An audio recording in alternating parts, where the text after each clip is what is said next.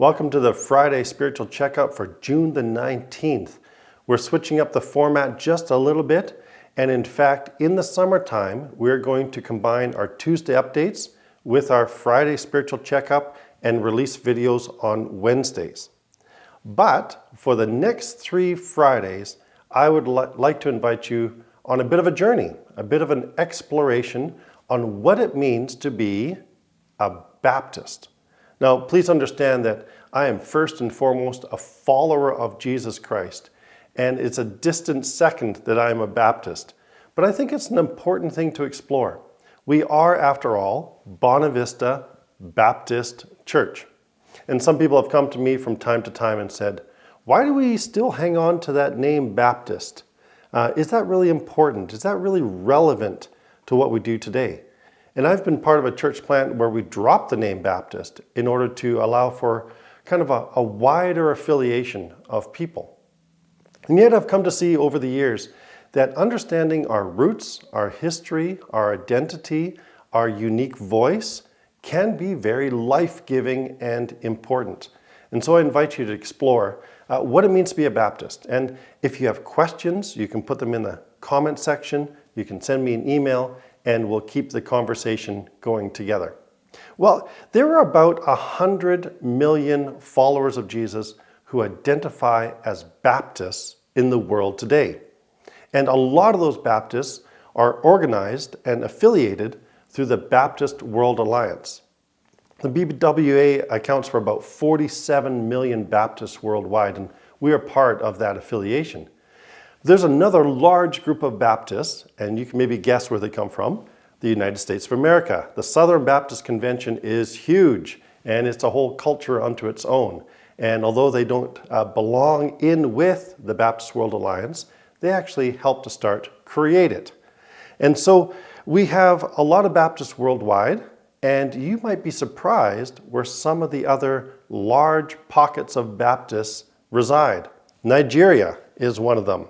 The Democratic Republic of Congo, lots of Baptists there. India has a huge population of Baptists, and I got to witness that firsthand a number of years ago. Myanmar and Brazil. But you might be surprised to find out that Ukraine has the second largest population of Baptists in the world after the United States. And we have some great friends here at Bonavista Baptist Church whose dad is a pastor, Baptist pastor in Ukraine. So Baptists are celebrated all around the world, and I think have a unique and special voice within the world context as well. Well, what about in Canada? Baptists got rolling in Canada in about the 1770s on the East Coast in Nova Scotia. Wolfville, Nova Scotia, I think, was the first point of contact where the first church was established. And they didn't really come out west until 1875 in Winnipeg. Winnipeg is a great place to be from. It was also a great place for the Baptists to get established. And so Baptists started in the West around that time.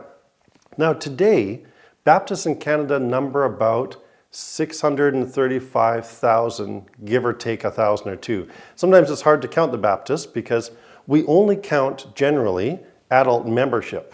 And so we don't always count worshiping congregations. And so there's a difference in how we count the numbers. But that gives you a rough idea. Now we belong specifically to the Canadian Baptists. And sometimes people say, well, so are we affiliated with Grace Baptist?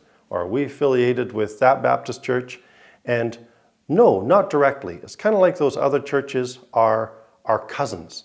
But within our particular family, known as the Canadian Baptists, there's about 1,000 churches and about 150,000 members.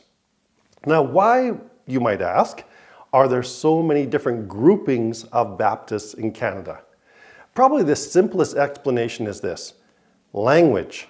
The North American Baptists are predominantly the German Baptists. Not so much today, but they certainly were. The General Conference Baptists, they're the Swedish Baptists. The Canadian Baptists, we're the English-speaking Baptist churches. And although all of these churches worship in multiple languages today, those are the points of origin. And of course, we have the Southern Baptists in Canada, which are known as the Canadian National Baptists, and they speak Texan or something like that. but they're a wonderful addition to the family of Baptists here. So we do have lots of different groupings of Baptists in Canada, and we'll explain more about that as we go on. Part of the reason for that is that Baptists aren't truly a denomination, not like the Anglican Church or the Catholic Church, which is a lot more hierarchical, has a very central authority base. Baptists are meant to be much more grassroots, much more locally organized. And so we tend to affiliate voluntarily with other churches, and we can withdraw that affiliation as well. So that means that we have lots of different groupings of Baptists. So I look at it as a big family with lots of cousins, and that's how we kind of all get along sometimes within Canada as the Baptists. Well, our Canadian Baptists have some notable achievements over the years. If you think of Brandon University and Acadia University, McMaster University, they were all started by Canadian Baptists. We also, a number of years ago, I think it was 2004, had a competition on the CBC to define who was the greatest Canadian of all.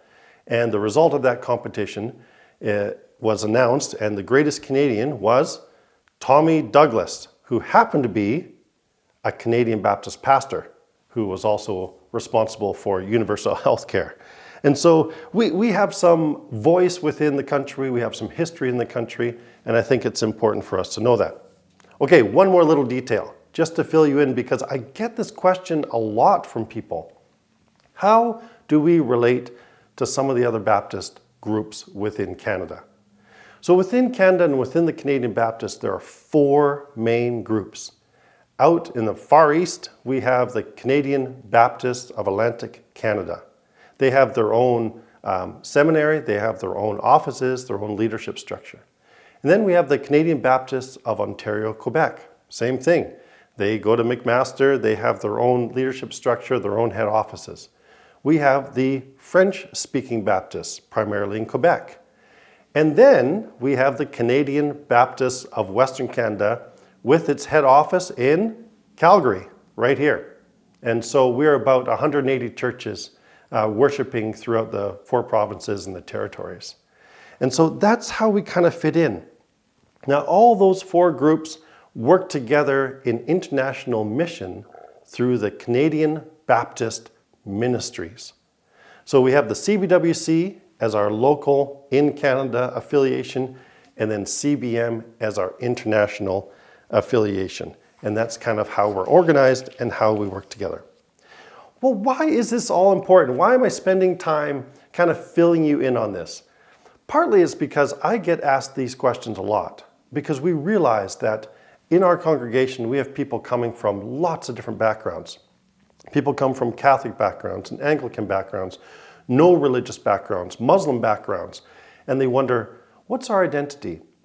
And where do we come from? So I just want to say that we belong to a family of churches. We have a history in Canada. We cooperate together to do some amazing, amazing things.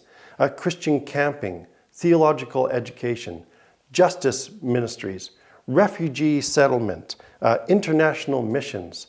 It's all in the family, and we get to celebrate that together and really lean into that together. That provides us opportunities for worship and also for witness. And I believe we still have a unique and important voice within Canada. Well, as I wrap this up, and I've been reflecting on this a little bit the last few weeks, I realized that I'm a spiritual mutt. I'm a kind of Heinz 57 of Christianity. My dad was a Scottish Presbyterian, Mom was a Scottish Catholic. When they came to faith, in reality, they started going to the Plymouth Brethren Assemblies. I was baptized as an infant in the United Church of Canada. I was baptized as a believer within the Plymouth Brethren Assemblies, but then I went to youth group at the Alliance Church. We've worked with Pentecostal churches, Anglican churches, Mennonite Brethren churches. The list goes on. And I love the fact that I've had an opportunity to see lots of other people within the general family of God. My wife, on the other hand, is pure Baptist. And so I kind of married into the Baptist family. And 28 years ago, I received a license to preach at a Baptist church in White Rock, BC. And that was really my introduction into belonging to this family of churches known as the Canadian Baptists of Western Canada. And I've been grateful for that experience. I've been encouraged by that journey. And I kind of just want to pass on some of those values and some of those important points to the congregation here at Bonavista Baptist. So journey with us next couple of Fridays. We're just going to answer some questions like, why is baptism and membership so important in this church? Who owns the church? I had that question the other day from a person said, so as a pastor, do you own this church? No, I don't. But we will discover that question as we go through it together. Who pays the pastor and staff? Who has ultimate decision-making authority within this congregation?